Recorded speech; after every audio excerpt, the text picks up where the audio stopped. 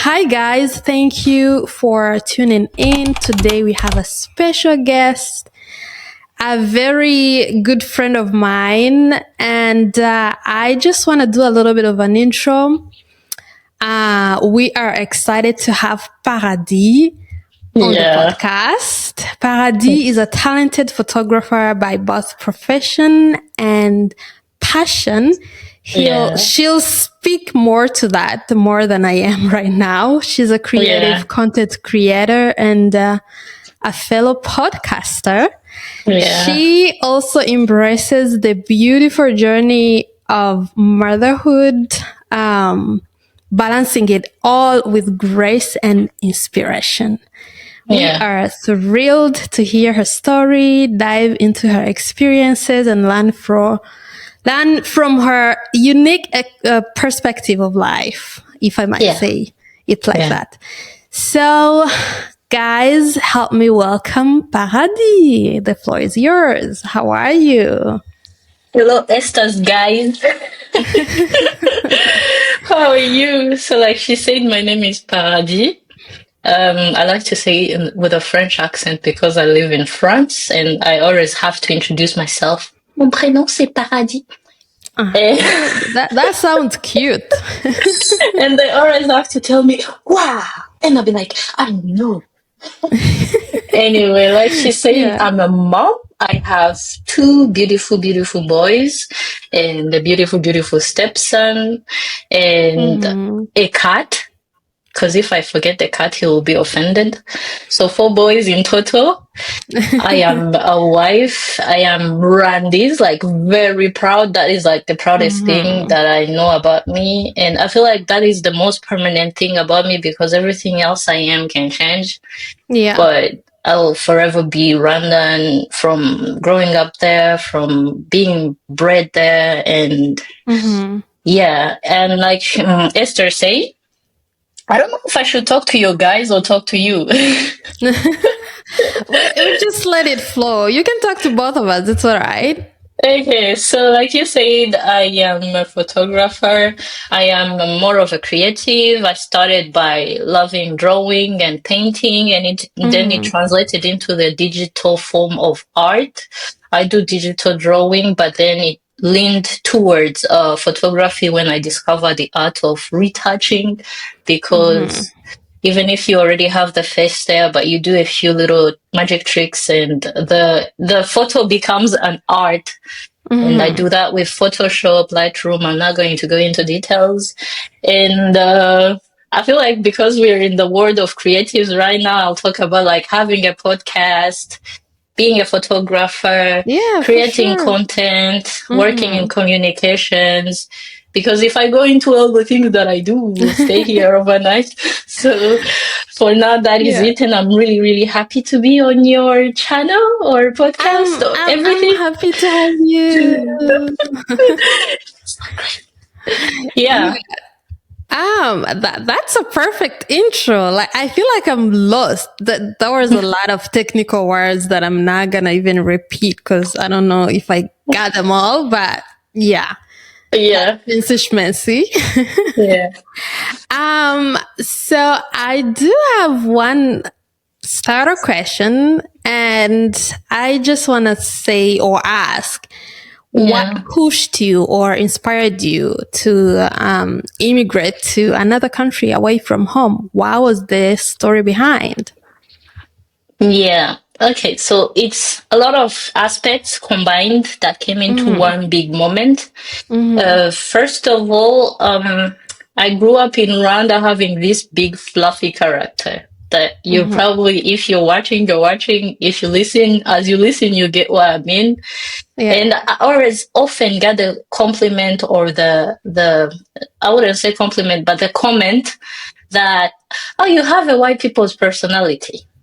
And Mm. in the beginning, it was hurtful because, you want to identify to your own home, you want to identify to your Yeah. people. And I always felt like I don't belong. So Mm-hmm. eventually, I always felt this need to travel. Mm-hmm. But that is when I was growing up. And when I grew up and I started working in Rwanda, it started feeling like there was no space to grow. I felt like I could see my path, and I am a big dreamer, and that I didn't see room for my dreams, especially in the Okay. company where I was working. I felt Mm-hmm. like I see the person that is on like the position that is on top of mine Mm-hmm. is not hasn't been promoted for years, and I was like, okay, they have to leave for me to be able to occupy that position, and if they are Yeah. not leaving, then it means I'll never get there.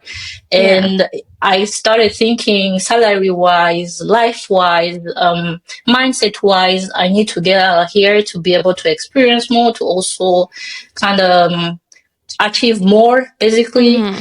And that's when I felt like I need to leave and come to France and study and kind of Mm-hmm. like broaden my perspective from life, and also get more, I would say, opportunities to help Mm-hmm. myself grow financially, professionally, and character wise. Yeah. Ah, yeah. It's crazy to that you touched a little bit about how back home it's really difficult to find like room for growth anywhere, either in a social perspective, if we can say, or at work especially. Yeah. Because I think the same thing happened to me. It's like you don't really see anybody around you growing or moving from one place to another. It's Yeah. rare to see that. And if it happens, it's between the same individuals. So Yeah. you don't really get to express yourself, Yeah. creatively around, your place of work. And it's a good thing because, Europe or North America or like abroad in general, they give you that opportunity. You could work for somebody else, but feel like you bring something on the table.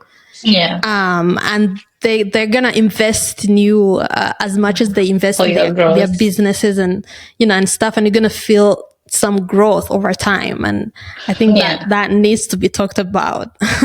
Yeah, like what I can Yeah. add is that there are a few similarities in the workplaces, like in Rwanda specifically and France, for example. I'm not going to talk about Mm-hmm. other countries because even if I traveled, I didn't work there. The Yeah. similarities is that to get a job everywhere, you have to know someone.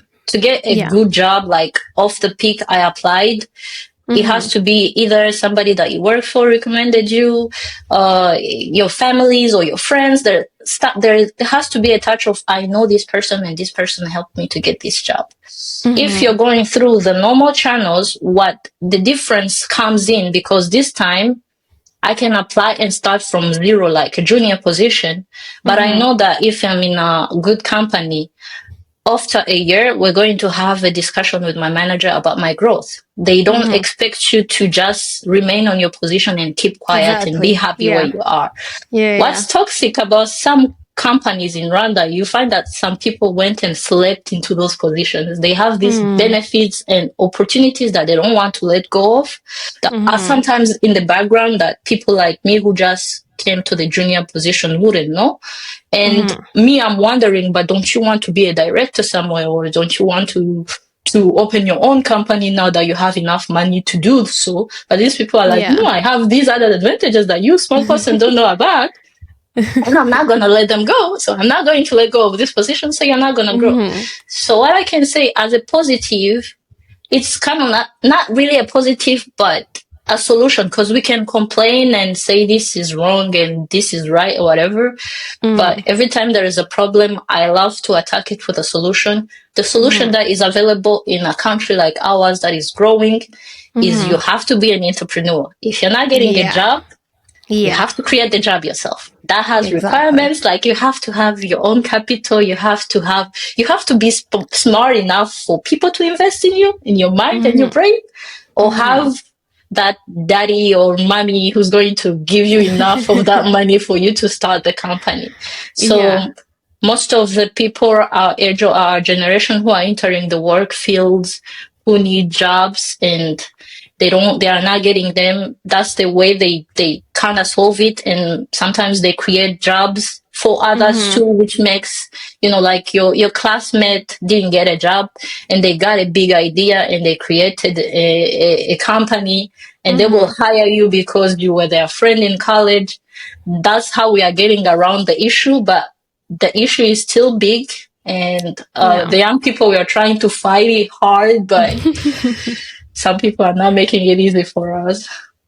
Yeah, some people say there's not enough space for everybody to grow, but I don't really believe in that because, like you said, you may not have a job, but you may have a dream that you might do something about it.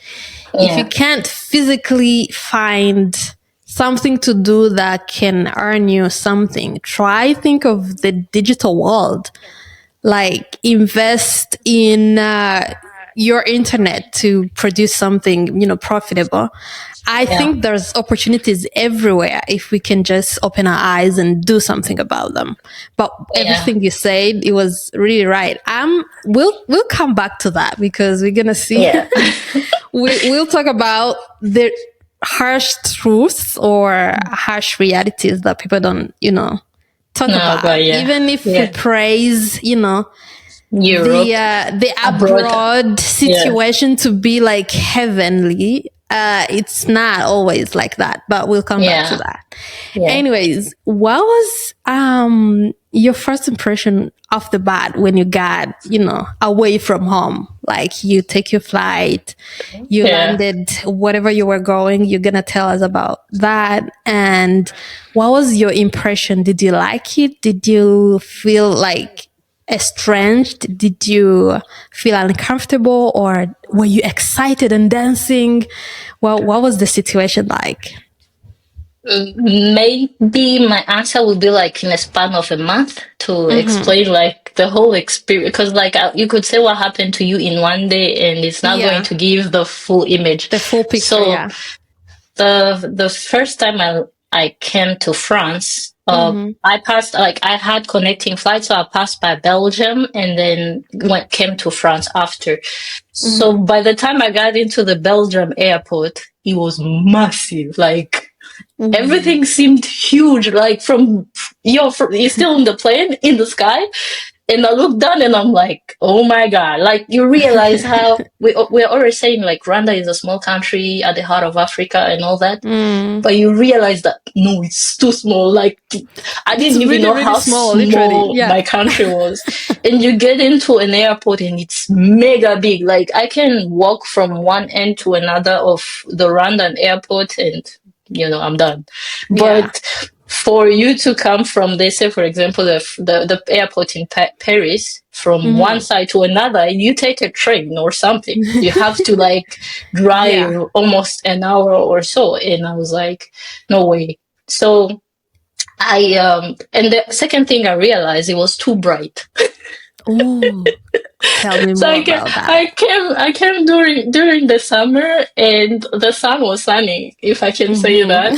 And for me, I feel like my eyes are not like, I don't feel the same because I feel like the sun in our beautiful sun in Rwanda, it shines yellow, gold, it hits you. It's when warm. The sun is like, it's like, it's kissing me, right? You feel like you're taking a selfie. The sun here either blinds you or burns you. It's not like, there's nothing cute about it. It's either it's rising and it's still the golden hour, then nice, or setting. But the moment the sun is out, like get shades because nobody is seeing. And then, so I get to where I was staying, and for me, I immediately started working actually because my mom had found me a student job the moment she knew that I was going to come to France. So I started working like 2 days after. And the first shocker there was the way things were different. The way I was doing a student job, but I was already earning 4 times the salary I was working for in an office job in Rwanda. For me, that was surreal because I wasn't doing a really good job. It wasn't like on paper, this is because like I remember my friends in Rwanda heard, oh, you're already working. Like, what are you doing? And I'm like, I clean hotel rooms. And they were like, shucks. How? Hakuchi, the great mighty Paradis has fallen down How? from Cleaning a rooms and high toilets. horse. Yes. And I was like, bro. And I was like, you know how much money I'm making though? Like, and they were like, yeah, because I was saving up because I was supposed to go to school. So I was saving up for my Mm-hmm. transportations for school fees and whatever. But yeah, like from that moment, I started interacting with foreigners. I started Mm. learning different. I don't know if you want to talk about it later, or I can talk about it right now. Like Go ahead. Go ahead. Feel free. cultural shocks, like the way French people expected me to be nice all the time. I'm still Mm-hmm. learning. Like today, I work. I learned that I can say in the restaurant, for example, if I want to order dessert, Mm-hmm. I can say, est-ce que je peux avoir ça?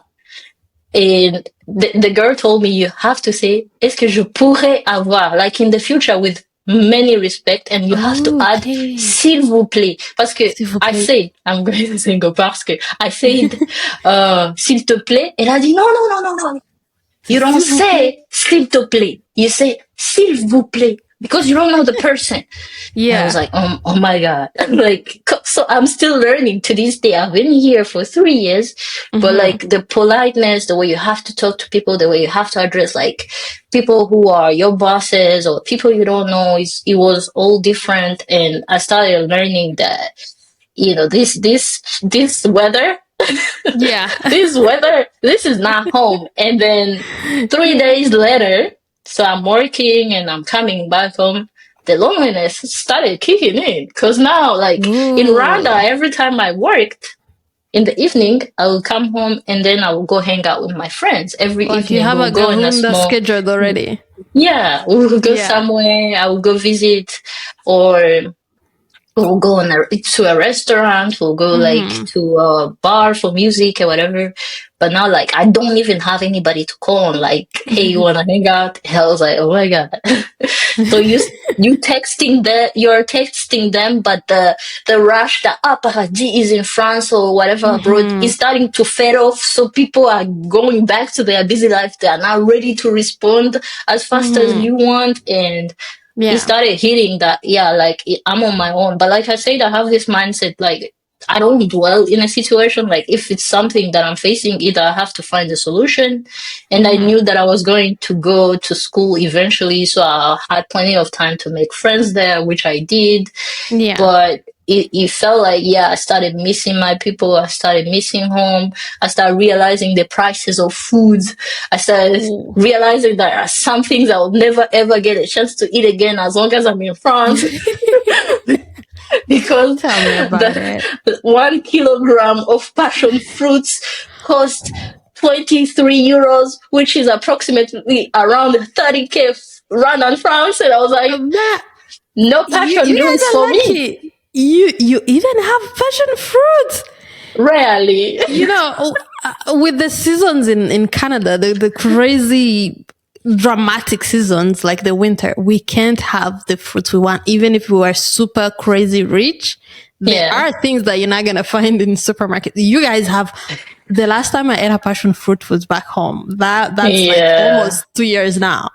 You know. The difference between certain types of abroads, Canada is extreme, ultra, super, No, hyper like it's abroad. so Because dramatic, you know? the weather in your country is not nice at all. But because Mm-mm. here we don't have those things growing here. But like France has French islands all over the Yeah. globe. So Mm.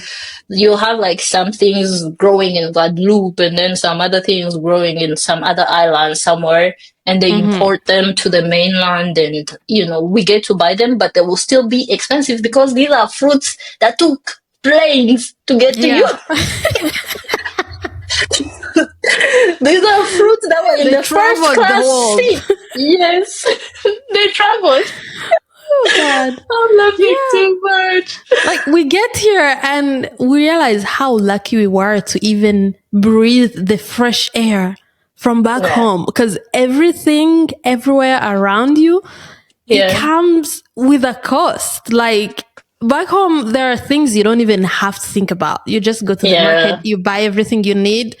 If you're broke, maybe that will be the reason you're not buying the things you want to buy, but it's all there, like it's all available. And people think living abroad is the dream.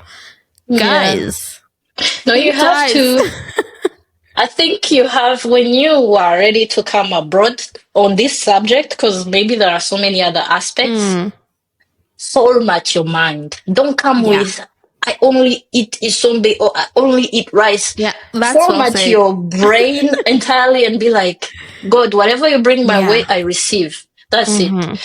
You get the food that everybody else is eating. You start learning the Exactly. local cuisines, because sometimes I feel like we Africans are too harsh on the foreigners that we live with Yeah. currently, because we're always like, hey, they don't eat spices. They don't. But like, how are they going to eat them? They don't grow here.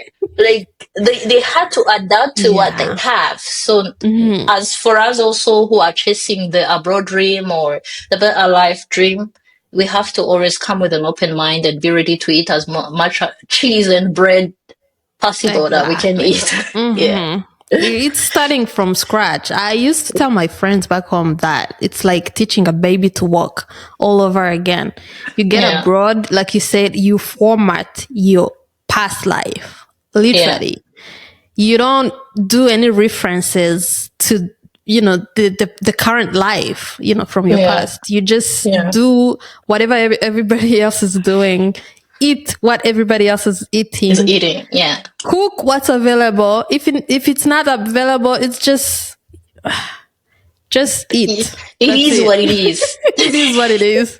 Yeah. Yeah.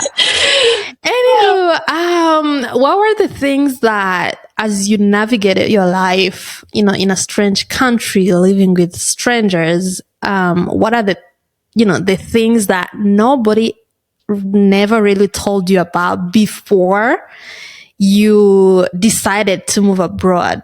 Like, what are the things that people don't even talk about? Even Yeah. now that you're living abroad, they still don't talk about them. What are those things?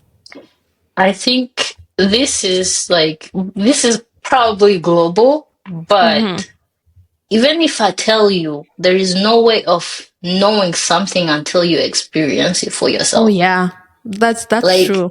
I Yeah. can tell you, life is fast in Paris, for example. And you'll be like, oh, interesting. It'll sound like, until you're in the zone and people are pushing you on the escalators and people are shouting at you, like, move, like, get out of the way. I got somewhere to be. That's Yeah. when you start, the feeling that you'll have in your own chest, nobody can prepare you for that. It's like telling a Yeah. man how to be a mother. They will never know because, so They can never.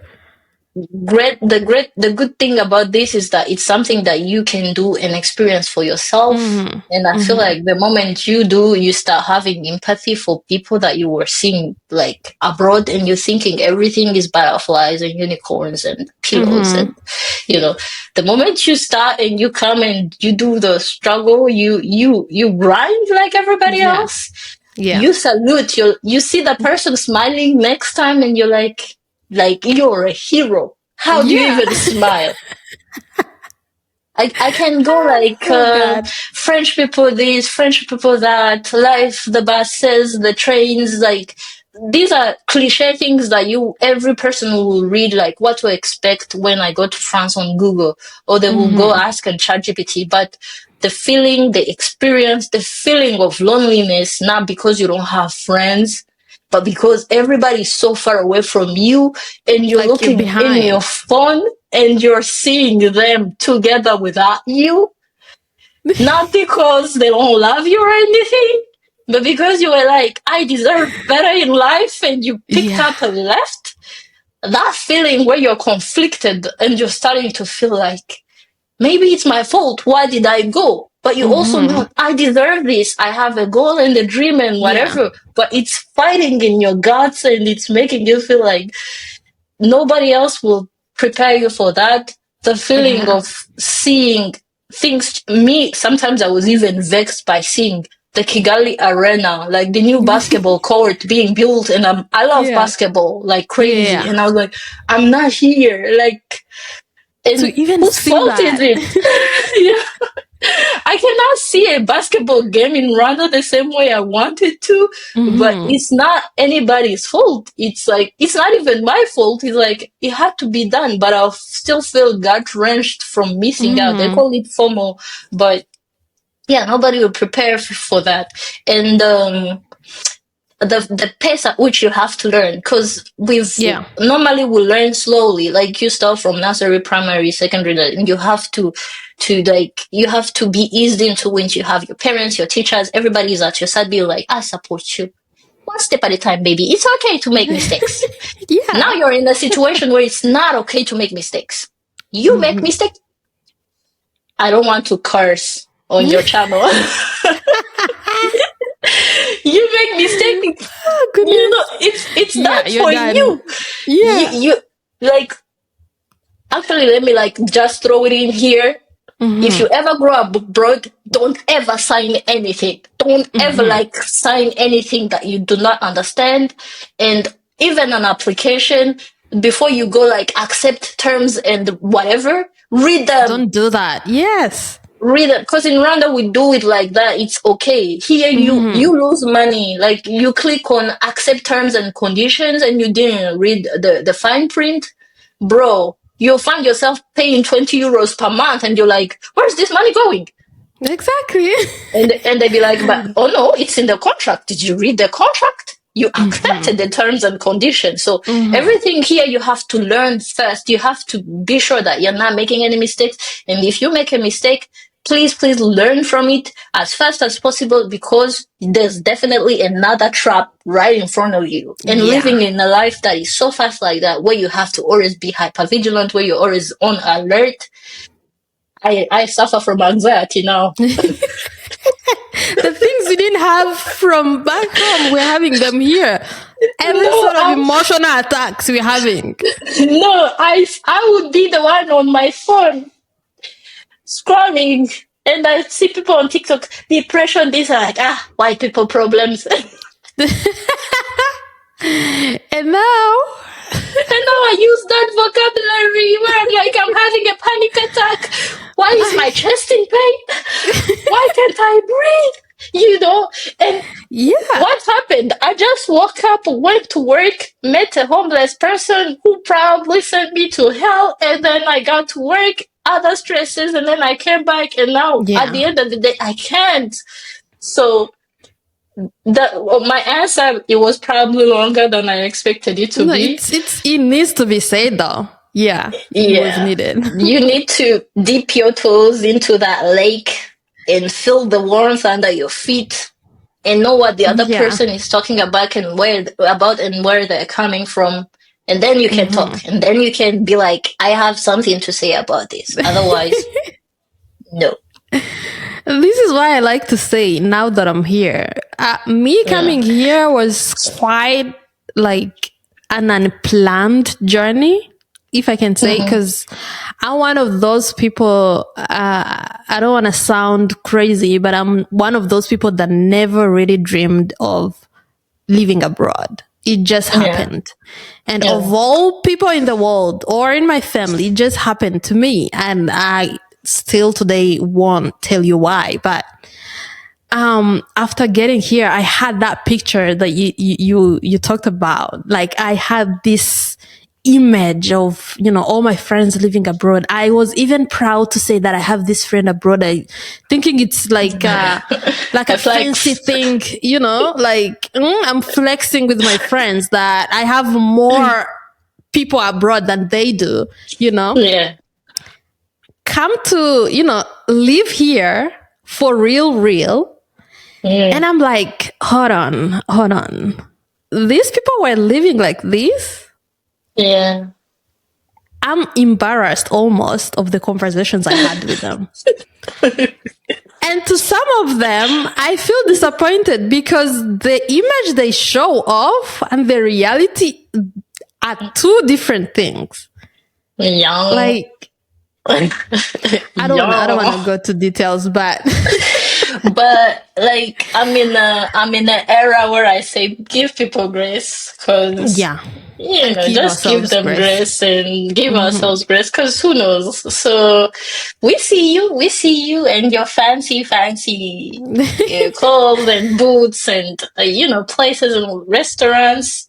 We Yeah. see you. Mhm.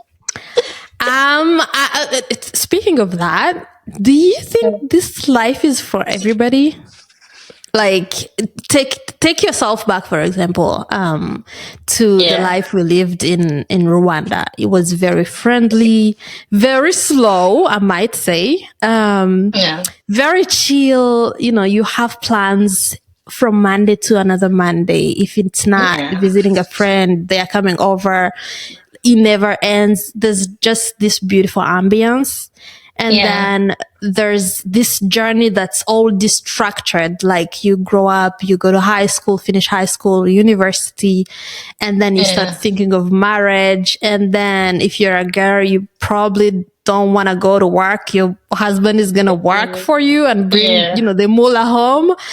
yeah, And if you're motivated, you're going to, dive into your dream career. And do you yeah. think, thinking That's for about the everyone. life back home, do you think it's for everybody um, to come To here? come abroad. I Yeah. actually think yes. I personally think, how there's mandatory like things after high school where you have to go like do trainings for the country and Mm, whatever. I feel yeah. like every Rwandan should do a mandatory 1 year abroad to Yeah. learn.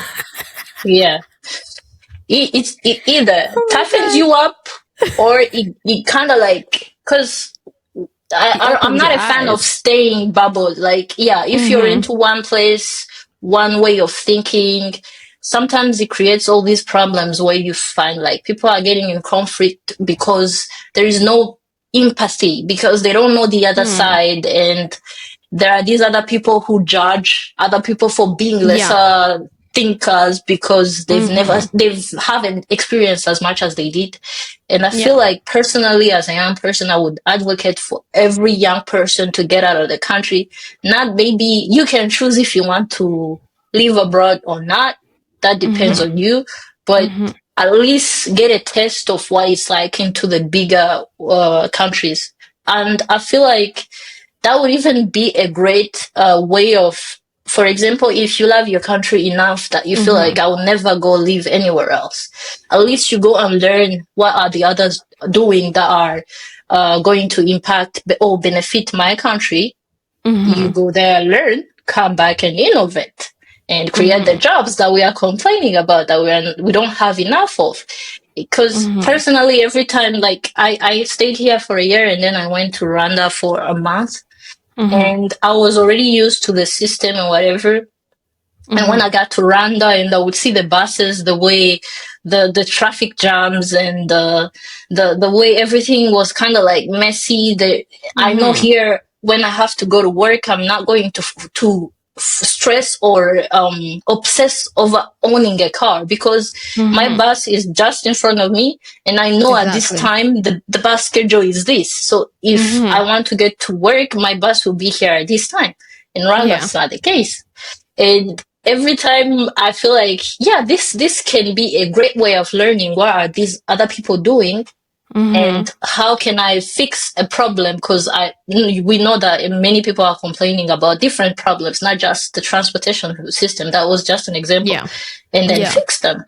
And if you decide, oh, okay, I'm going to live everywhere and experience maybe the life here, I feel like at least it will make us more empathetic, because sometimes you leave a country like Rwanda being a top where you're in charge and everybody admires you and people like you, and you feel like, yeah, I'm on top of the world. And you get Yeah. to a country and you realize that there is like 1,000 people like you. You're not special. You're not special at all. Like, Yeah. like I remember when people told me, "Oh, you're a photographer in Rwanda." They'll be like, "Not many women are photographers in France." That's not something they would say. They'll be like, "Okay, so." show us Next. your work. Yeah, your work has to speak for itself. It's not like, like I'm so special because I'm the only woman, I'm the only this and that. Yeah. There is a chance that there is going to be 1,000 or 1,000,000 people exactly like you. And for you to stand out, you have to work extra hard. And I feel like that's the kind of hunger that our Rwandan youth need, because we grew up. I don't know if I can sound political on this podcast, but we grew up with a wonderful president protecting us. Like, we are Like his this little babies. bubble, Yeah, yeah, he made everything beautiful for us, that in our heads we probably think that that's how it is everywhere. And it's not. It's So really not.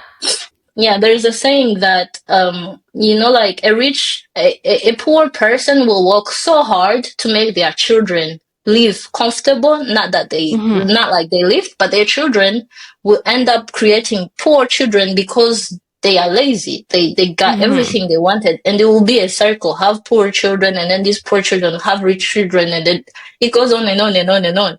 But I feel Yeah. like we can skip that step from just going away for like just 1, 2, 3 months, learning and seeing that the grass is not always greener on the other side, and then coming back Yeah. and doing something different. Yeah.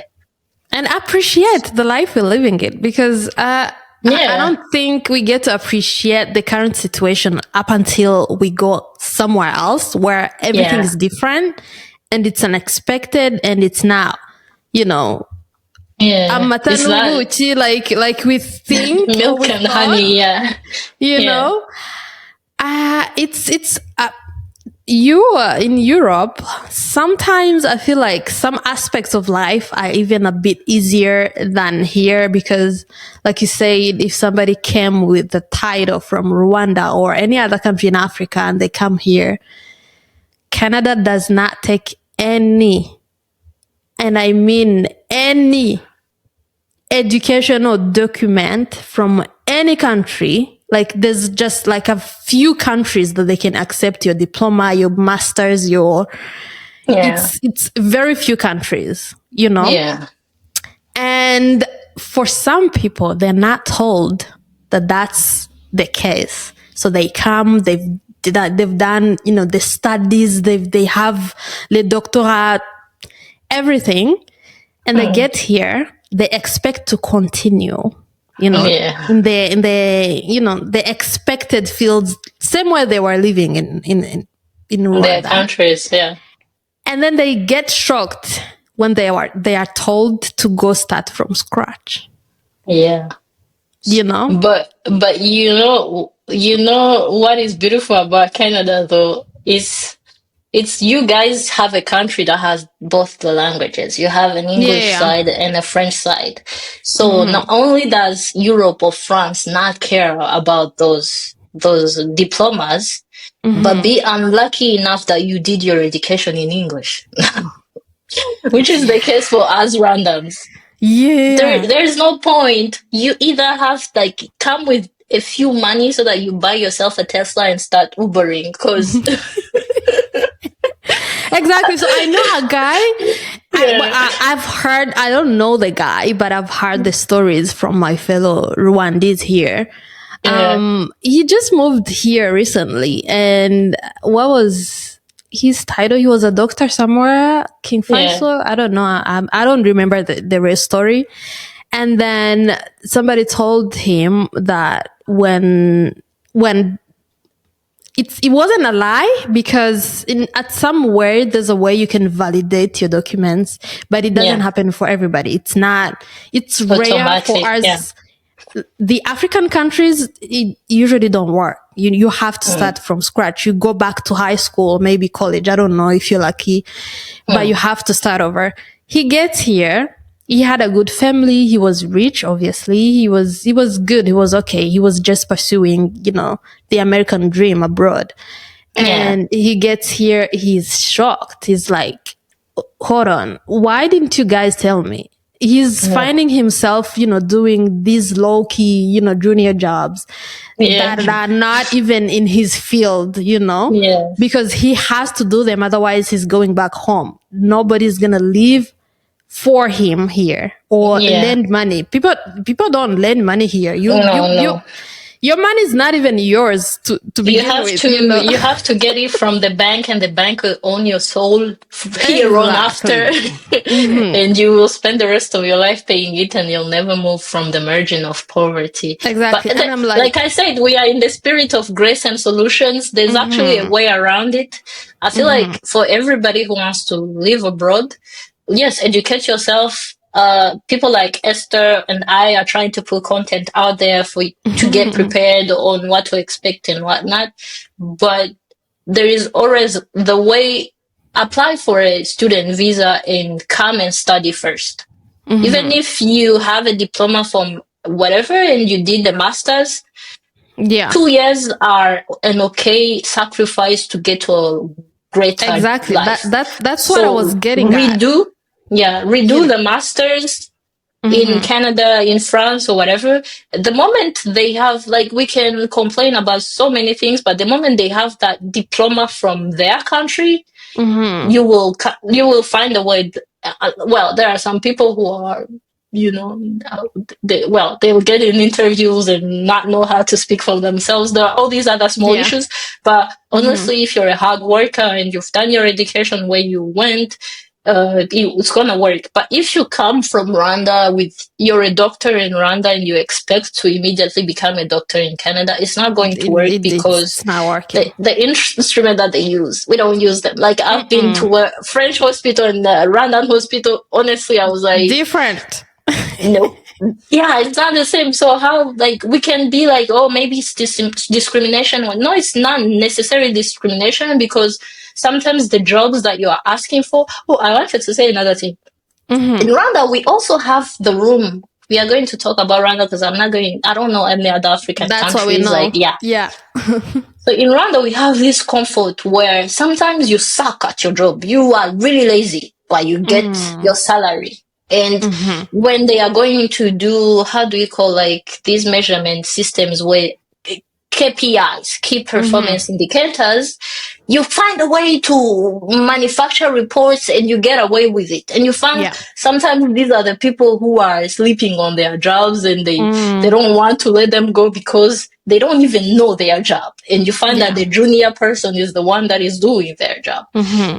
But in abroad, there is no way you're going to stall and pretend you're good at a job when you're not. And these are Mm-mm. jobs that so many things depend on. That's why they pay people for hours. Like, sometimes you get paid because you only worked 50 minutes, and they will divide to the Yeah. To 50 pay you minutes for that you 50 work minutes. and pay for that. While in Rwanda, you show up, you don't show up, you are in Bali, you are doing your thing, you Money have is a the friend who same. will sign for you.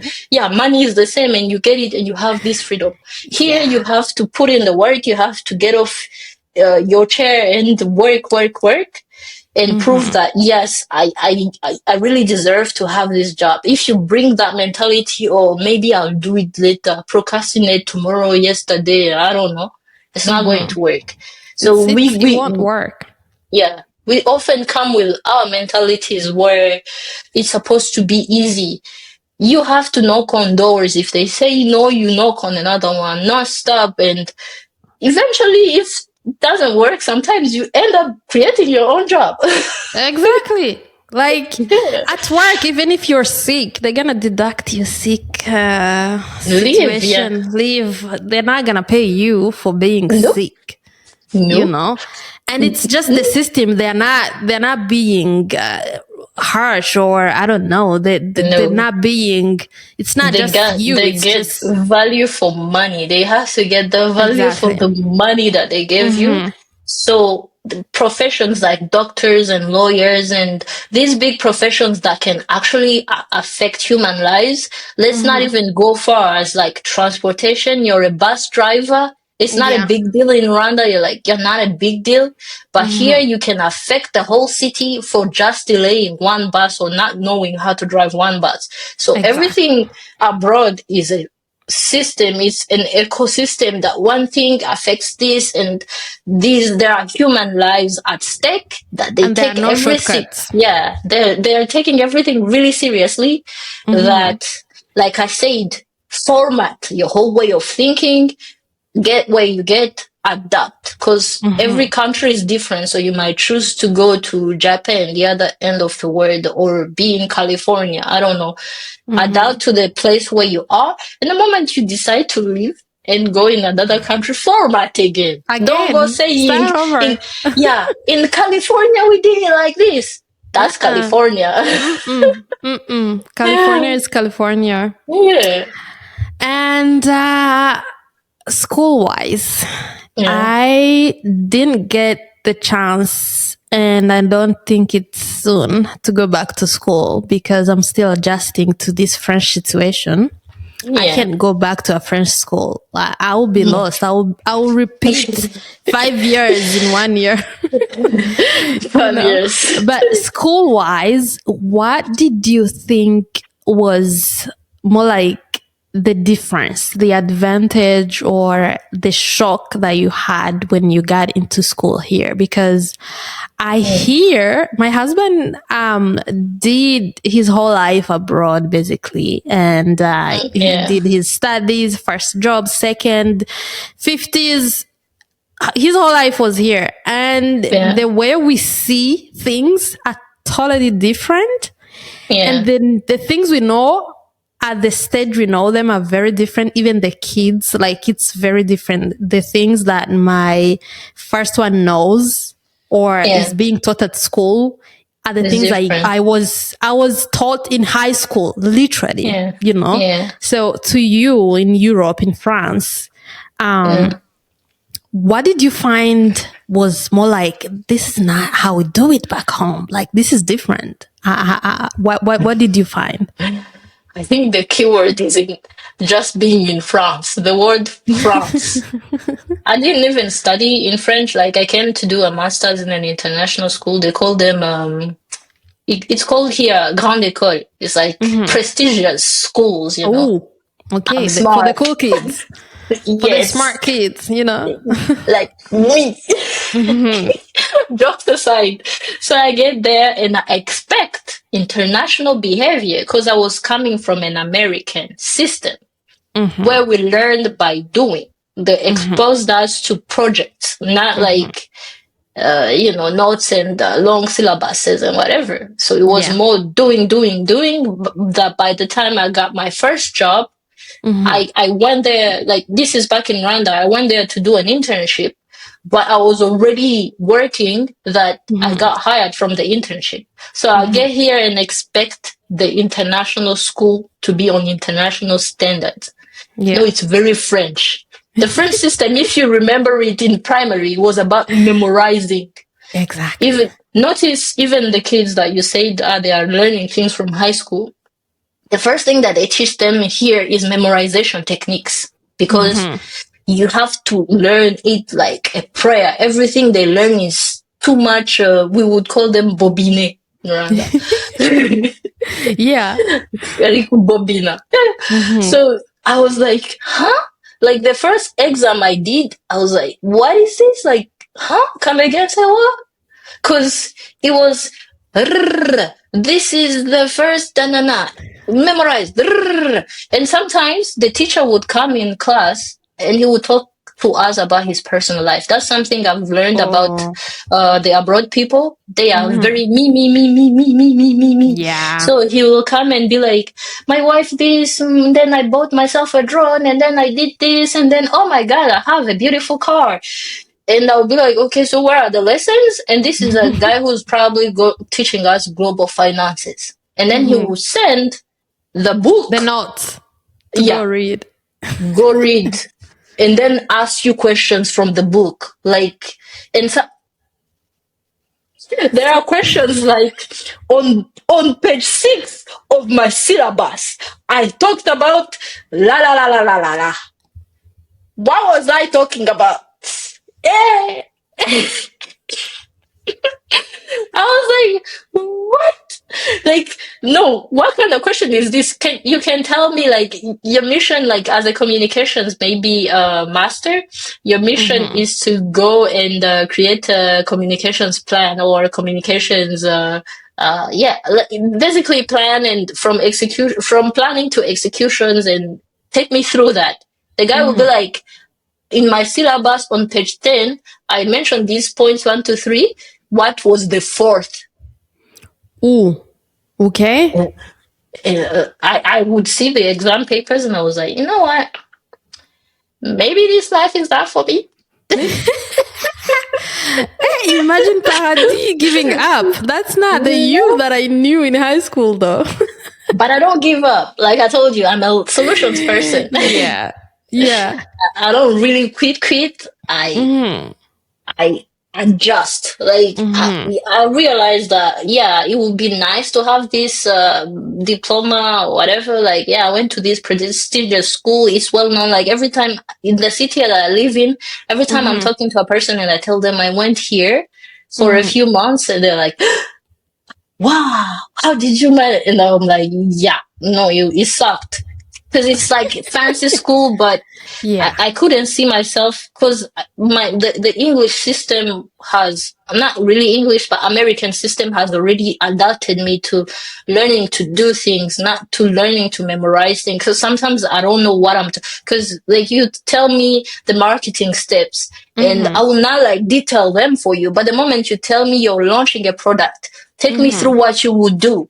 Like I will tell you the steps, and detail them in my plan, and you will find all these small sections that you're looking for. And I will have touched everything because by having social media near me, I already know these things. But expecting me to memorize the word, the specific terminology that you're using, I feel like that's just a waste of time and a waste of a lot of money because schools are expensive when they are nice abroad.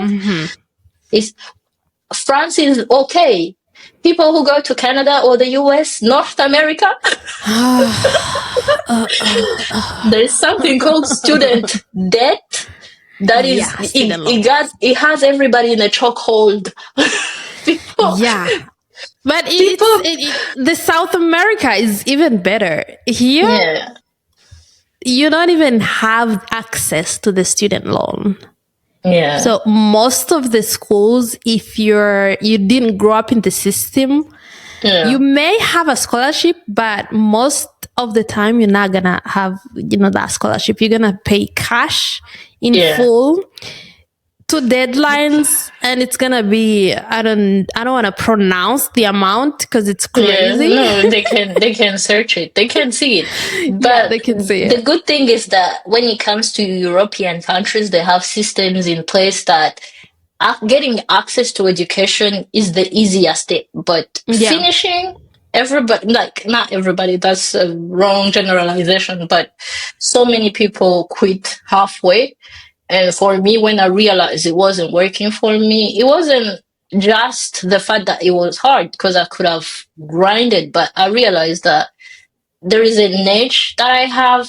I'm a mom, I'm a wife, that when it comes to priorities, like I have to strategize and kind of like make it work in a way that is not, because my kids are growing right now. It's not like I'm going to do my thing and then be like, you stop growing.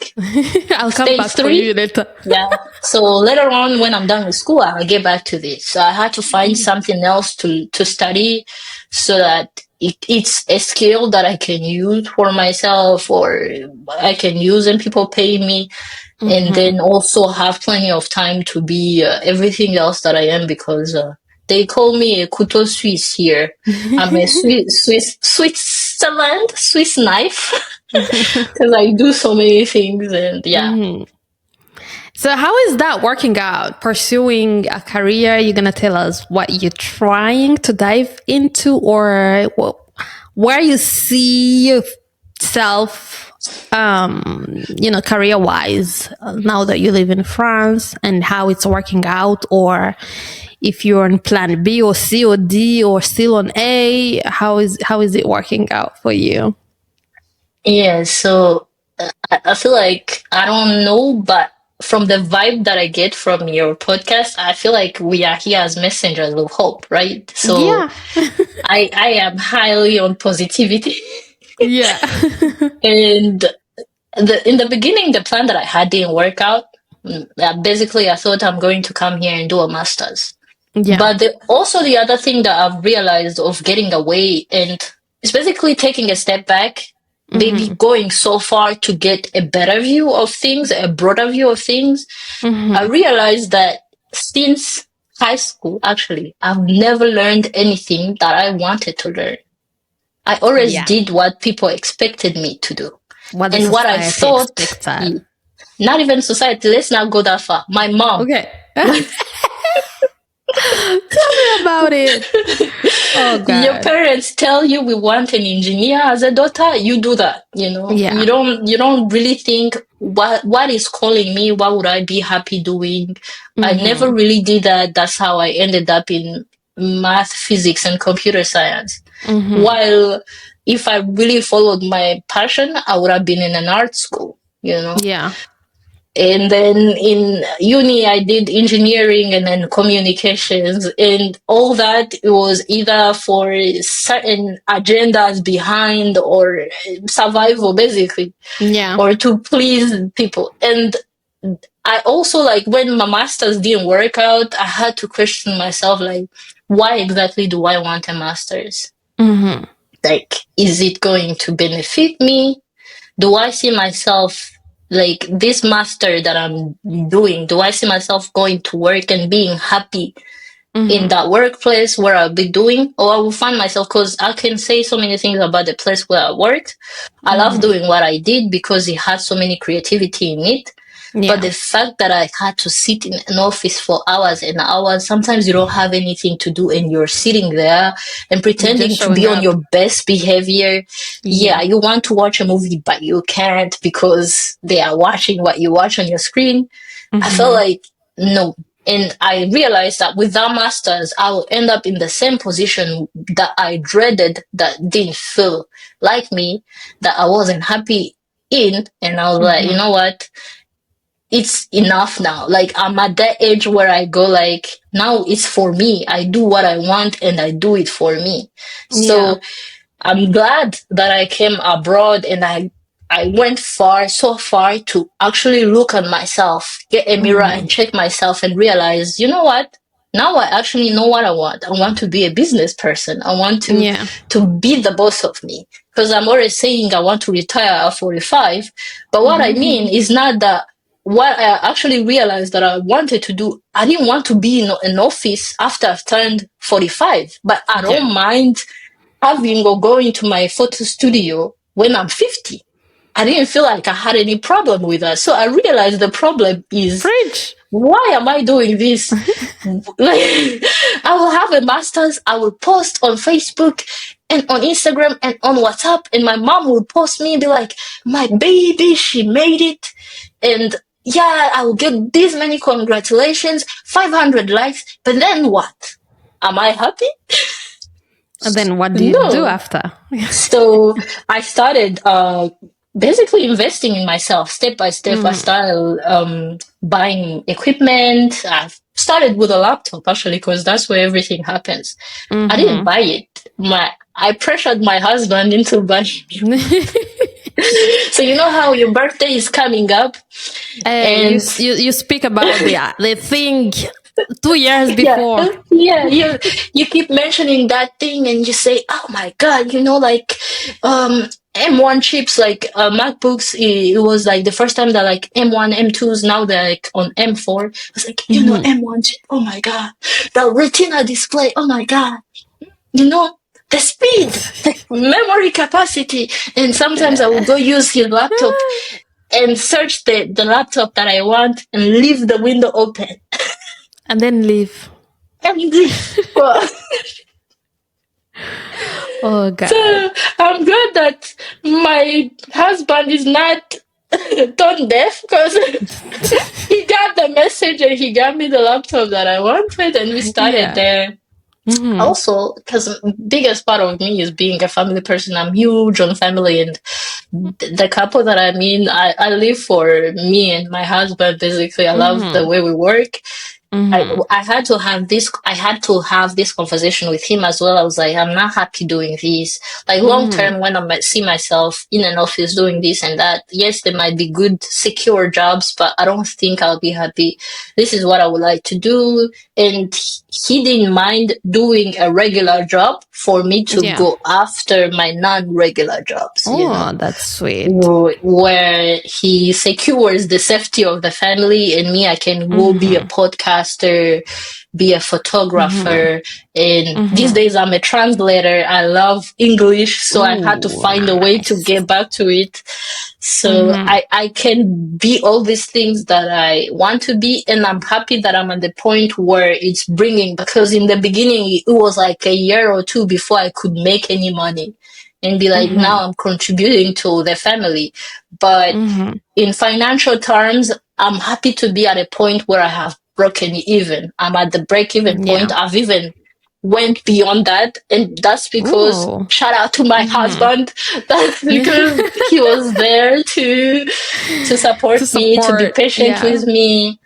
I think so I have a million ideas all in all the places. Like tomorrow I'll wake up and be like, you know what, I want to be climbing Mount Everest, and he'll be like, are you sure you might die? And then I sleep on the idea and think, yeah, I might die at Everest. So I'm glad that I had somebody who grounds me. So maybe the advice that I can give people on this is, one, look out for number one. Make sure that whatever you're doing, even coming abroad, sometimes I know that there are people who come abroad as a statement. My people who know me will be proud of me that I came abroad or whatever.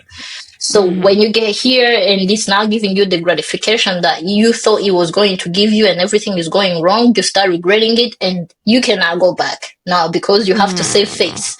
And you stay here suffering while everybody else is going on with their lives. They're not even watching you like you think they are. So look out for number one, and then have a community. For me, I have my husband, my mother, and my really tight niche.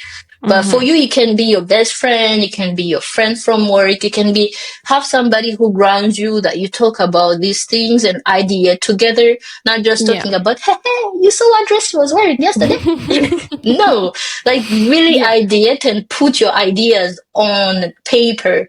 Like take a pen and write them down. And the biggest idea I can, or advice I can give to anybody, always have a goal. Yeah. It will always explain why. Like, why am I doing this? Like, I would say I came to France to get a better life, to improve my life and my children's. Right now, if I ask my question, how much time did I set for myself to get to that goal? And I said 5 years, for example. Do I see myself achieving that goal? Yes or no? And have I achieved it? Yes or no? That way, even when you go through things that are hard, you get this kind of calmness that comes to you because you know these are sacrifices to get to this big thing that I want. Yeah. If it's in vain for social media, my G, depression. Depression is going to kill you. If it's for you, and it has, actually, it's Christians that like to say these things, but I stole it from you because I'm not religious at all. Have a life with a purpose. Yeah. A life with a purpose where you're like, why am I doing this? Where am I going? What do I want to be remembered on? What will people learn from me? Who am I uplifting from being like this? Because if I came here to be like, I'm an example that other people can do it. I'm a path. I'm the Esther of these people. Oh, goodness. Don't make me blush right now. You know? And I just, not to cut you short, but I also want to add that you need to make yourself available for the new life that you're trying to pursue, or the opportunities, because there are a lot of opportunities if our minds are open, if we are not stuck onto the Yeah. things that we left back home and make our minds really open to everything, Yeah. life is amazing abroad. But if you're Yeah. stuck and you don't want to do nothing, like you said, you don't want to have a goal. You wake up in the morning and you don't know where you are and where you want to be, where you want to go. It's finished. You're Yeah, it's depressed, finished. you know. And don't get afraid to get your hands dirty, because if you don't want people to laugh at you for what you're doing or think, keep it private. You don't need to tell anybody what you do. You don't need to let them know where your money is coming from. But the money Yeah. is coming. Yeah. The money is coming. Mm-hmm. Let them see what the money is doing. Don't go telling Exactly. them I'm a DoorDash person, or I'm a mechanic here. What I was, let's say, the son of a president in Rwanda. No, nobody has to know. It's your business. And the moment your money comes, me, I get satisfied for buying myself something that I worked for, rather than Like somebody a gave it to me. reward. Mm-hmm. Yeah, the moment it hits different, it's like I'm an adult now. I don't need to Mm-hmm. ask anybody like, Mama, can I please buy myself this? Or can you please buy me this? No, Mm. like I make my money however I make it, and Yeah. I afford my life. And by all this, as a parent, maybe there are parents watching or listening. Yeah. As a parent, we are always looking to inspire the next generation. Yeah. Where I feel like my sons, what are they learning from me? What is my work ethic? Because maybe I'm not Superman. I'm not an astronaut. These are not the cliche jobs where everybody will go like, wow. But Mm-hmm. when they are older and they think about how their mom operated, will they be proud? Will they be like, she loved us, she made time for us, and she still went out there and got us wherever we needed? That's all they Yeah. will care about. They'll never care about, oh, maybe my mom didn't do a nice job, because your mom is your Mm. mom. People love their mom to death. So, You're gonna stay you, no matter yeah, what you do. So make you sure that just. everything is for the right reasons. Whatever you do, do it for the right reasons. If they are Mm-hmm. wrong, skip. Next. Skip. If they're wrong, skip. But yeah, like you said, I like to add that there are things that I think, like we said this whole response, I guess it started with me asking you if it's for everybody or if anybody can Yeah. make it and whatnot. And I think, yes, I'm right with you on that. I think it's for everybody if they did the work, Yeah. beforehand, if they made themselves open to, the new world, the new things that they don't necessarily know. And Yeah. if they're ready to not be ashamed of the people they're going to become or what they are Yeah. going to do. Cause look, I used to be a nail person. Do you remember that? Like, I know. look at me. What happened? Show me. I have baby nails. Oh, same, girl, same. Because I can't afford to go to work with long nails and still keep my Yeah. job. So this is It's just not even about temporary. the money. You have the money to Exactly. do your nails, but you can't. I can't, Yeah. but as long as I'm fulfilling my life with everything I want. I'm not there yet, but Yeah. that's the right path. And nails is just nothing. Back Yeah. home, some people, I'm not saying all of them, some people, Yeah. especially as ladies, would aspire to live a beautiful life on picture, like look Yeah. good, look fancy, schmancy, have a cool, rich husband, which is good. It's okay to dream like that. Yeah. But when you dwell on that and when you make it to be the real life, it's really, really It's hard for pointless. you. But It's can I say pointless. something? Can I say something and then you go on? Yeah. You always look beautiful. Like you always look radiant. Ah, Every thank time I you. fall on your stories on Instagram, I'm like, oh my god, how does she do it?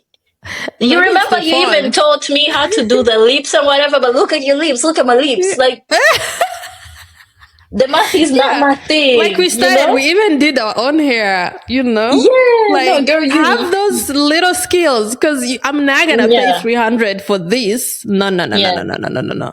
No, you but you know? look radiant. You, Oh, I don't thank know you. what you're doing, but you already got that glow on. If you want to No, no, add no, more no, no. glow, I don't want to blush. I we don't want to will blush go right now. blind. We might go blind with all that beauty. Yeah, but Yes, that's go the on. point. You can always look good as long as you're Yes. comfortable with, like, I don't know. I'm at a point of where, like, I'm contributing as well to my own life. I'm not Yeah. fully depending on my husband right now, like you said. Yeah. It Yeah. really brings some sort of, satisfaction that you made it at some point in a strange country, and that gives you hope that you're gonna make it even, Yeah. you're gonna achieve more than you're achieving right now, and it's just the Yeah. beginning. So if you make yourself available and you follow all the advice that Paradis gave us, format you whatever it is you're Yeah. dwelling on, and just be you, be courageous, dream, have a goal, pursue it. Life is gonna be heaven, I swear to God, it will be yeah, paradise. paradise. Yeah. Anyways, thank you so much for the beautiful session you just gave us. Thank you too. I really would love to have another one with you sometime in the future, if you allow me, 100. because this 100. was fun. Yes. And I am going to close with just one unrelated question. What do you miss most about home? Like, Agasha. ah, There's nothing else that I miss. Shirakuniragarama, There's Agasha. nothing that I ever miss like Agasha. Like, sometimes my friends in Rwanda who know when they get an opportunity, that's what they send me. Do you know how I rush on it? One gafuniko, Ooh. zero it and sip it just for the taste of my youth because I used to have body reactions, like skin reactions to a lot of fresh fruity things. yeah. I love to say that my skin is Chinese because we know there are a lot of versions of stuff in China. And so I never really got to, I love agasha, but I never really had the chance to allow myself to drink it as much as I would have. Yeah. But yeah, it's tasteful. It's nothing like all the sweets and the juices around here.